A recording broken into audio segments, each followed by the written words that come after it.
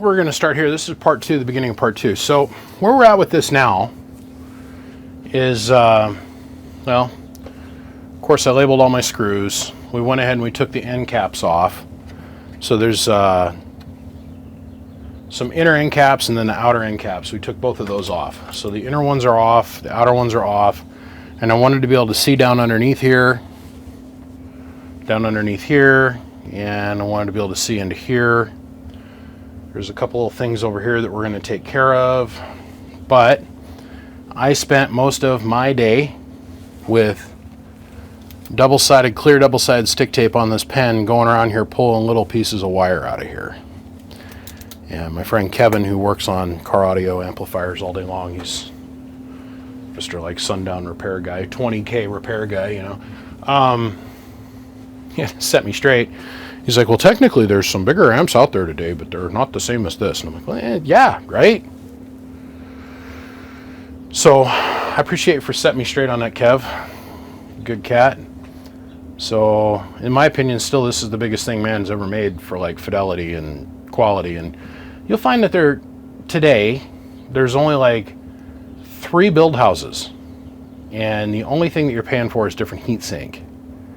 Right? So they'll go to the companies here in the United States, go to the Chinesium company and say, hey, this is what we're looking for. Can you put our heat sink on it? And then can you put a different label on the knobs and change the RCA plug a little bit?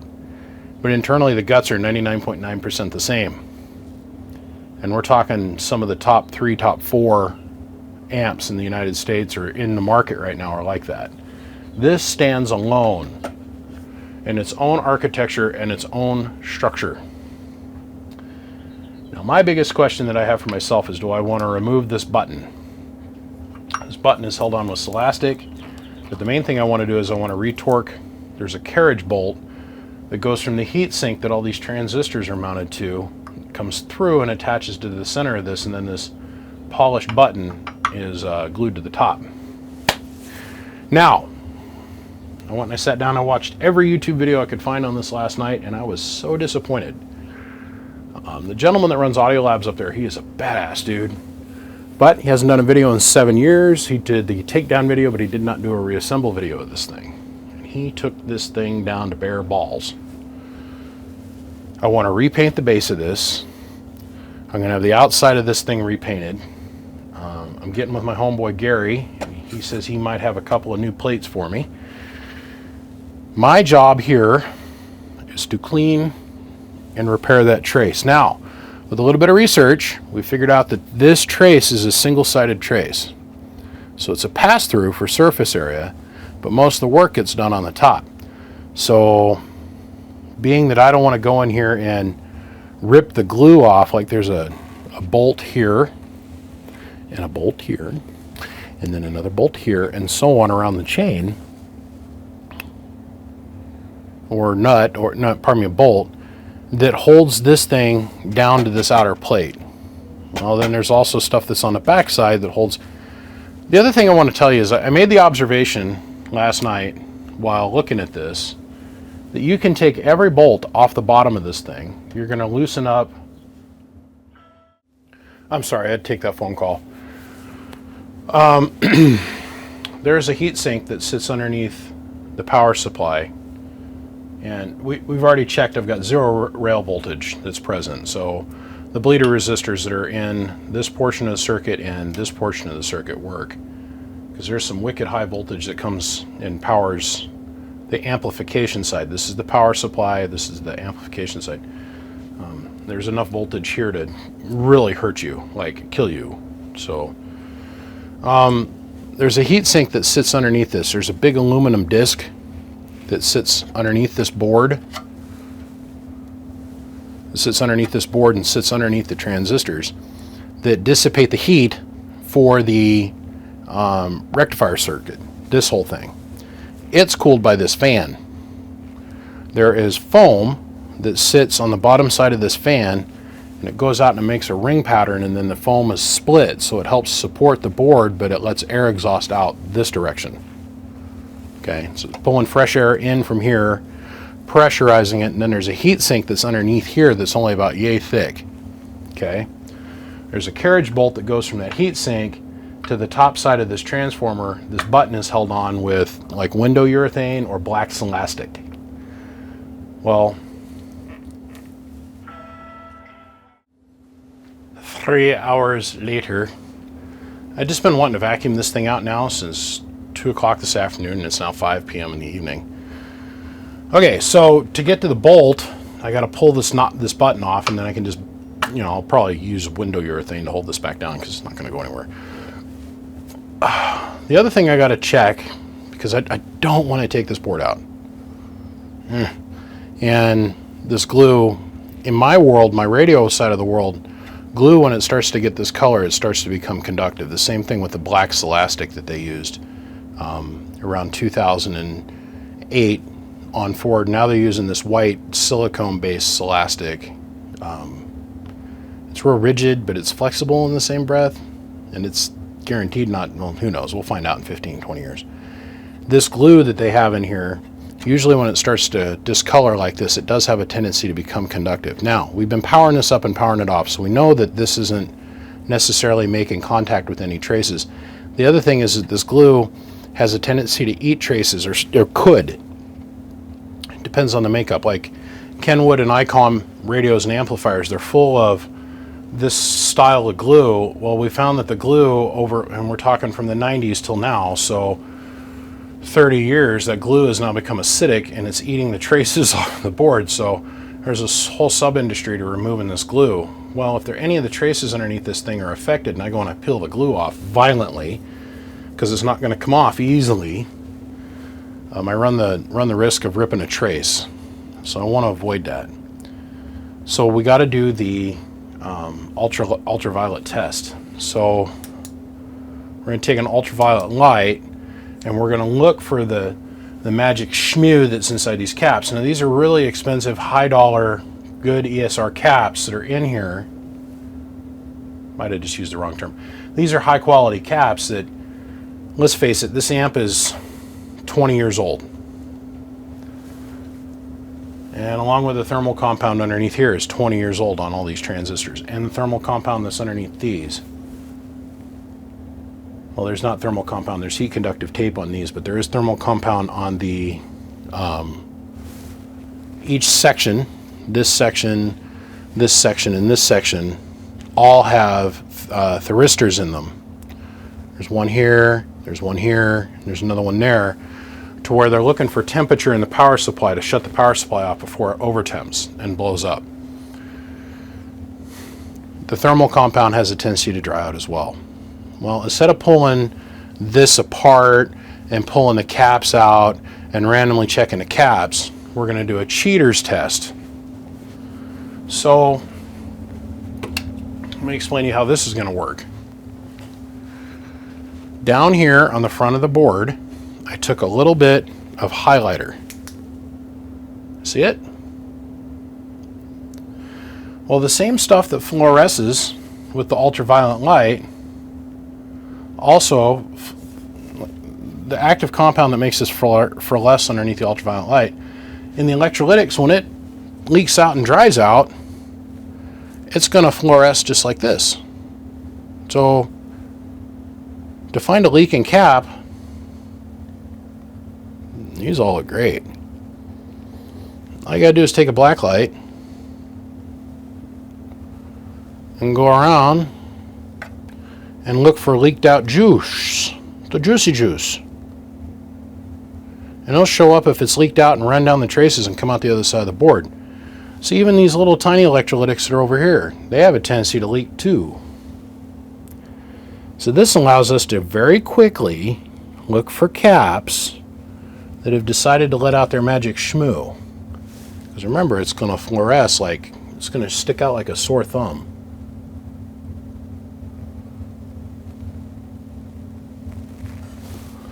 And that allows us to be able to look down in here at the smaller circuitries and go, okay, have any of these electrolytics dried out and leaked? Let's see, the answer to that is no. Now we'll look at the high voltage rail. We don't see anything there. We don't see anything there. Let's come look at some of these little capacitors over here. Don't see anything there.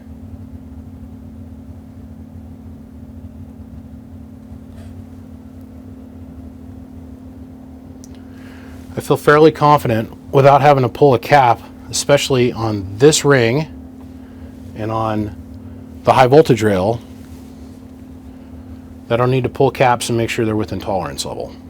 I don't see anything that's leaked.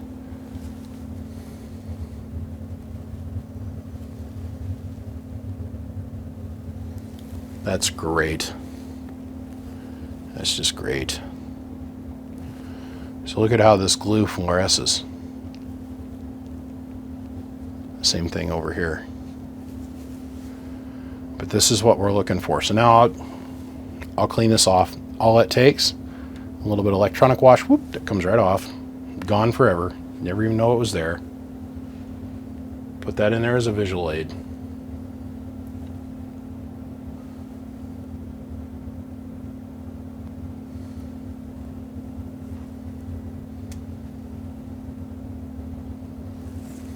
So, passed the ultraviolet test. And now that I talk about this on video, you're going to see a lot of car audio guys do the same test now. I guarantee you. It glows. It just glows and says, hey, there's a problem here. Come look at these caps. It's a quick, easy, non-invasive, non-destructive test. Just food for thought, passing along knowledge. As you can see, the highlighter marker doesn't leave anything that you can see with the naked eye. But in regular light, it shows up as plain as day. Okay. The other thing we noticed is there's this resistor here. Now, we live in a world where there is no service manual for this on the internet. So we're having to eyeball it.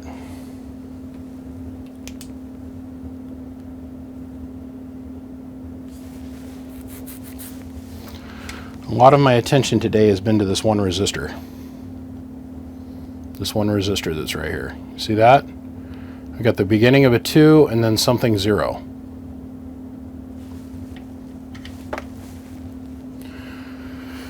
Well, this, I believe, is part of the startup circuit. Well, we know the amplifier is powering on, but it's powering on in a weird way. We're having to jump her over. The remote lead does not do anything. But when we put power to the LEDs, then the amplifier powers up and turns on. Well, we trace out that circuit. Our interlock switch is working. Everything's working. And those are the two traces right here. LED, remote on circuit.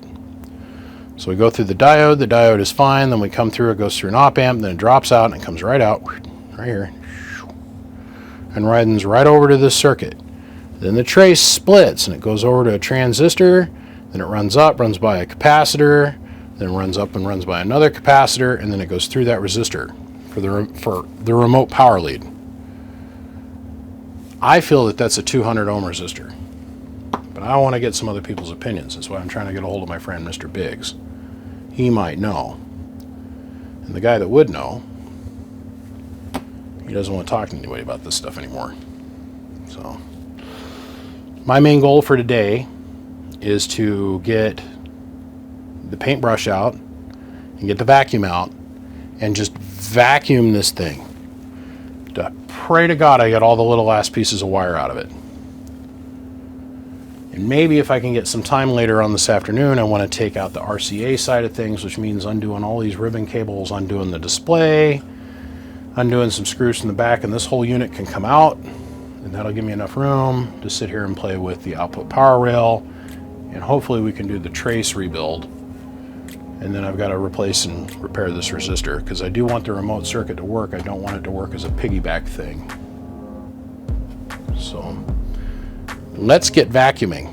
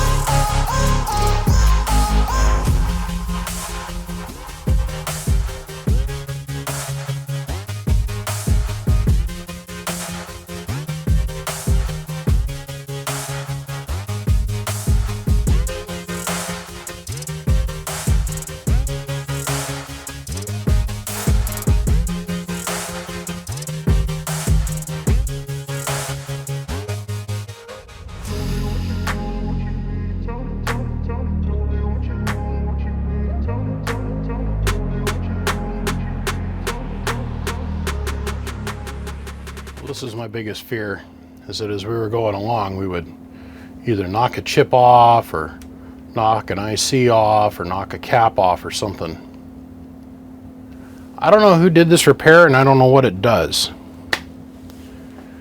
But we have managed to, by vacuuming this completely unsupported, obviously after the thought thing that's in here. This reminds me of some of the Magnum research radios that are out there that I've dealt with in the past. This is a crossed, which looks like R17, and I'm assuming it's something to do with this driver IC. The output of this driver IC tells us if we've hit our limit, if the battery is overvolt, undervolt.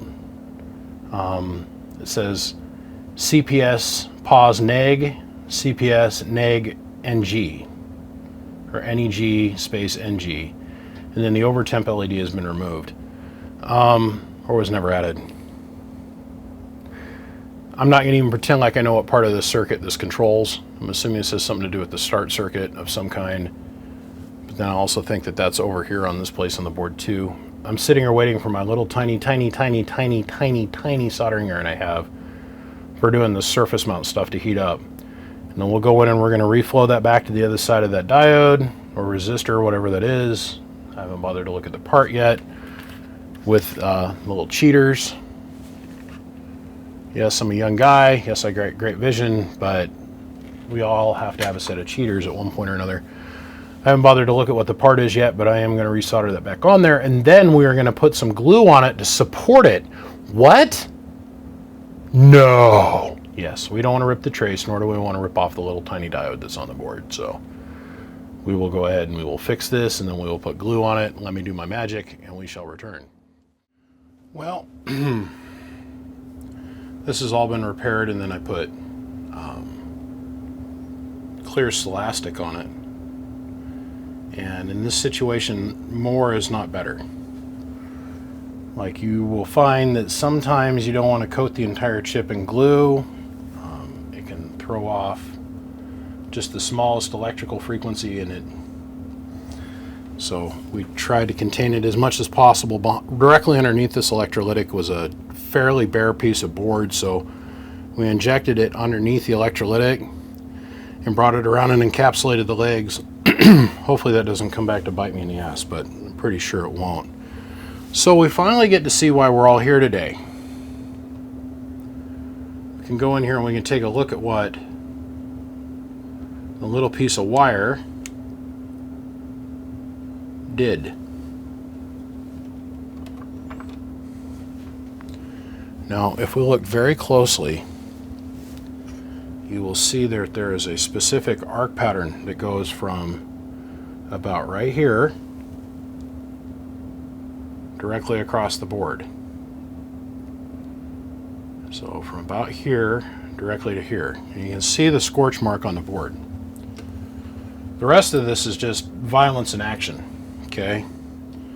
The little piece of wire obviously fell down, and it made contact on this trace first, right about here, and then arced back this direction, and then this is just, well, all the schmagma and burn that comes from the schmegma, pardon me, and the burn that comes from this thing arcing out, and then the amp sensing that on the power supply and shutting down. Now, here's the problem. This is just mag wire, okay, which is a varnish coat wire. The way that this is set up at the current moment is that the mag wire does not make contact with the upper pad. Now we have, because of the guys at Audio Lab, they decided that they would do that one teardown video. He has a scene where he pulls the board out and flips it over. Well, there's nothing on the other side of this trace. There's buttons on the other side, via buttons on the other side. So, God, there's even little schmegma burn marks here and over here. All the work gets done here on the top side of the trace, but the way the wire is put through the board, it's got an insulator on the top side, and there's no solder on the top side. So the bottom is the only part that got soldered. Well, all that current's got to flow through those via pads, and there's little tiny holes in the via pads that the current and voltage and electrical pixies have to pass through. Well, here's the problem. That circuitry is now gone. Because this via burned off. This via, this one, and this one burned off. We're not making contact to anything anymore.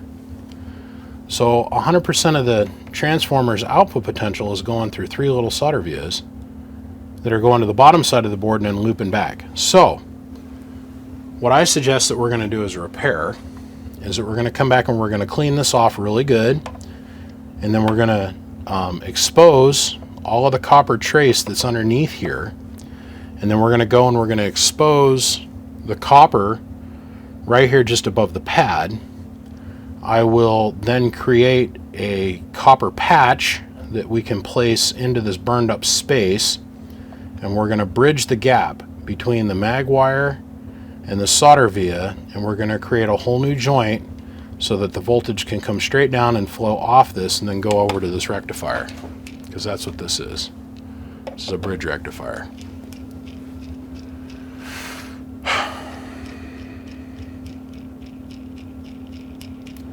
So, needless to say, it's time to get out the toothbrush, a little bit of rubbing alcohol. Let's be very careful as we're in here, and we'll get this all cleaned up. And we got to go in there by hand and very carefully clean all the coating, the mask that's on the trace side of the board, the green stuff. Clean the mask off, and we got to come through and we got to flux it. But first, I want to clean all this burn up schmoo off of here. Like, all of this is burned. All of this is burned. Most of this will wipe right off and come right off with just a little bit of cleaning. So let's clean it up and let's get going with this repair, because I want to get this done and I want to start being on the reverse side of things and putting this back together here in a hot minute. That's as good a place as any. We'll start here. Okay, so we're like halfway through the rebuild process, and I wanted to show you what we did. This is indicative of the prep. This is going to be indicative of the repair. Now, I always asked myself when I was a kid, and I'd watch these guys work on radios, why they couldn't take their time and like really do things not right, but well. Like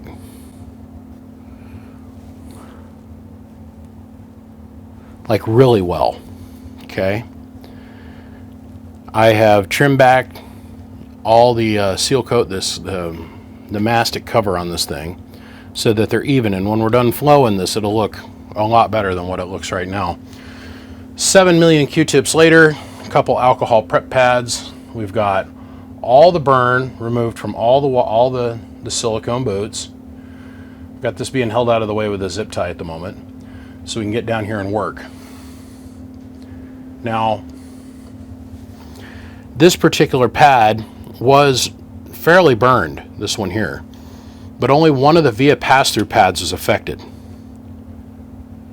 That's what I'm talking about, is a pass-through pad. It was burned, but it was a lot of topical abuse, I guess would be the best way to put it.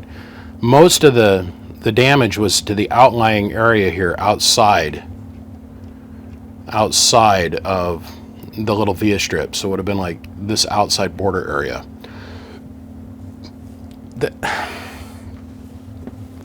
Most of the current, because the wire is insulated above the board, and it comes in through the bottom side, passes through the solder vias up to the top side of the trace. Well, we have to now create a new pathway for the energy to flow. So with some copper tape material that I have, which is roughly the same thickness as the trace, I cut out a little, just a little circle, little dot, just like this. This is the one that will get turned into the repair for this side. So, and then we came along and So you got to figure that there's only 90% at this joint now, because we've lost one of the via holes, which would make it 100%. So we lost one hole. We're down to about 90% worth of efficiency.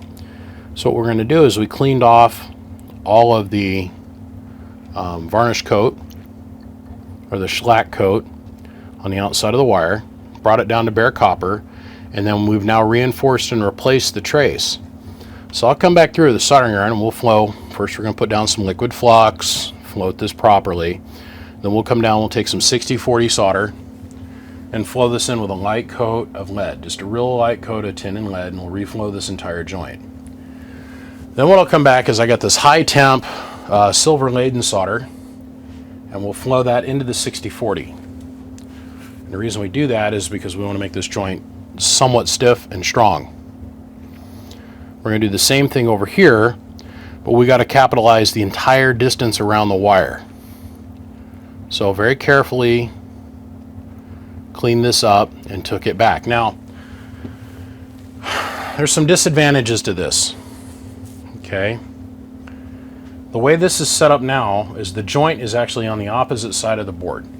And you want to do that for vibration, because now the board is supporting the joint. Now we're going to transfer the joint to the top side of the board, and so the wire's got to self-support its own weight.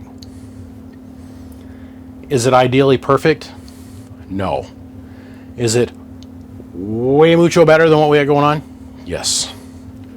I called quite a few people today and asked them what their opinion was of how to rebuild the trace, or how to fix this, and how they thought I should go about doing this, and how I should go about fixing that. And I heard a lot of different things today. And I mean, I heard a lot of different things today. I thought, well, okay. One guy's solution was to strip back this coating, take some wire, wrap it around, take it down, and do that in multiple spots on the trace. And I'm like, yeah, strong, and yes, would technically work, but no. Anyhow, I got to cut this little dot. We're going to slide it down on there. All of this burnt is going to disappear. We're going to build ourselves a nice solderable shoulder for this all to work onto. And then I got to build myself a backer real quick, which I'll probably make out of some cardboard and some Kapton tape. This stuff. And I'm going to make it so I can slide it in here underneath these pins, and I can make it reach up and then sit underneath these solder tabs. I really don't want to pull this board off. I just have this nagging feeling that if I go and I pull this glue out to get to the screw that's underneath the glue, and really it's not to, I think they put all this glue in here not to support the capacitors, but to keep the screw from backing out and shorting out against anything. So I'm afraid that some of these small traces that are down underneath that glue are going to come with it when I yard that glue out of there. So really trying to avoid that. This will work. It's just going to take a little bit more prep time. Well, that's it. It's fixed. Push this wire back up, straighten it out, this wire, and push it back up, and it'll cause it to be all shadow covered. I reach in here and I push this down, it looks different.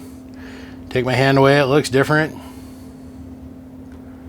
Those are good joints. They're good, clean joints. They got good encapsulation all the way on the wire. The V didn't drip through.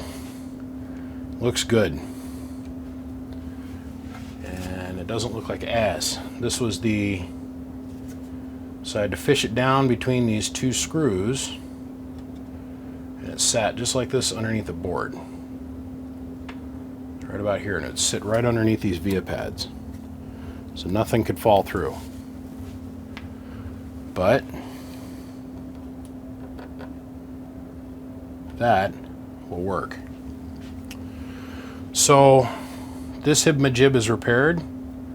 This totally burned up blackened area looks like freaking glass now, and it's pretty. Now my attention, if anything, falls down to this circuit here. If anything. So let me interject some pictures here and I'll show you what we're up against.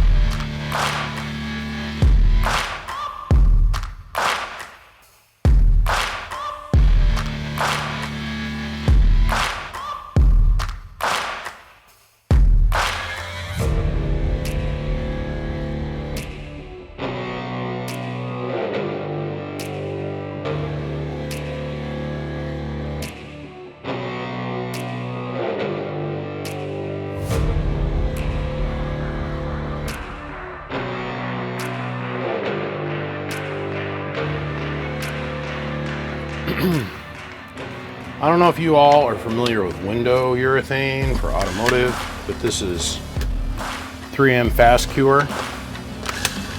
And this stuff is more sticky than like, oh shoot.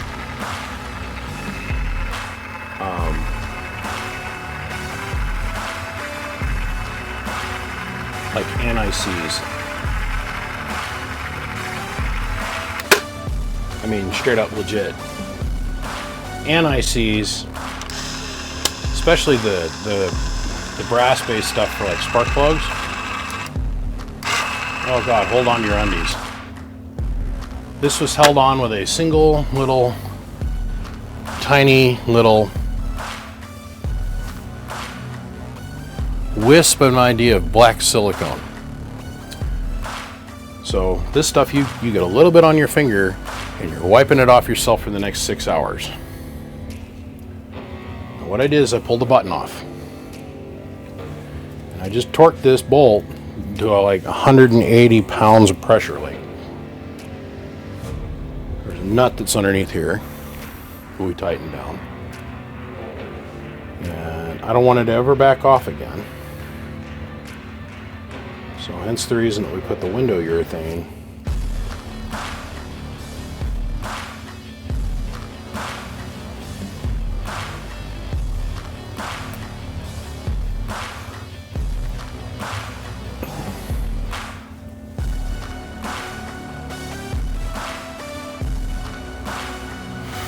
Okay, I've come to the conclusion that I desperately need to find a service manual for this.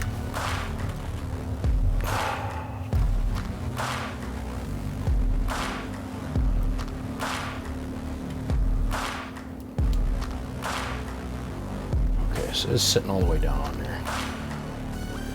I need to find a service manual for this thing, desperately.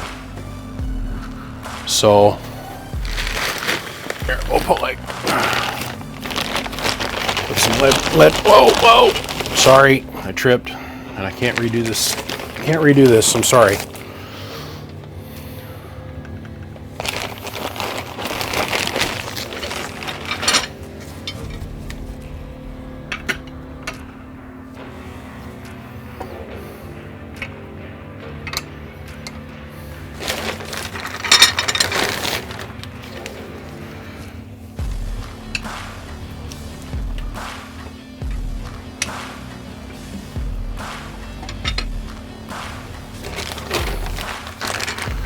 Put some lead on this to hold the button down.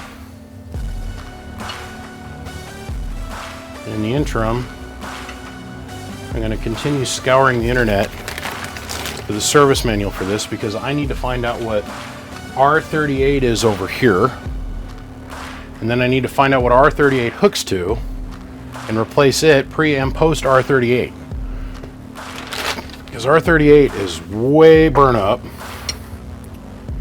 And I don't know if it's a 10K, or pardon me, a 2 ohm, a 0.2 ohm, a 22K, a 200K surface mount resistor. And I found that usually if it's a low resistance resistor like 200 or 2 ohm, that's usually put in there as a safety device to help protect either a circuit up or down chain. So I'm assuming that it is a low ohm resistor, and something pre or post it is shorted, and the resistor is burned up to protect the other things in the circuit. So I need to find a service manual, or I need to ask somebody that knows, like a gentleman's first name that starts with an A. But getting a hold of him is like trying to get a hold of Bigfoot. I think this tube might be a little screwed up. What do you think? It wasn't like that before we started. A lot of pressure we were putting on this can. I can't wait to look at the video and review if I can even get this to come apart. There it goes. Oh, praise Jesus, it came out of there. think that's the last bit of the urethane I'm going to get out of that tube into the trash can with that. Hey. Hey, look at this. Ha ha ha! I made out with any urethane all over my face. Or my shirt. Or my shorts. For the project I'm working on, it only went where I wanted it to go. I'm telling you, urethane is worse than like anti-seize.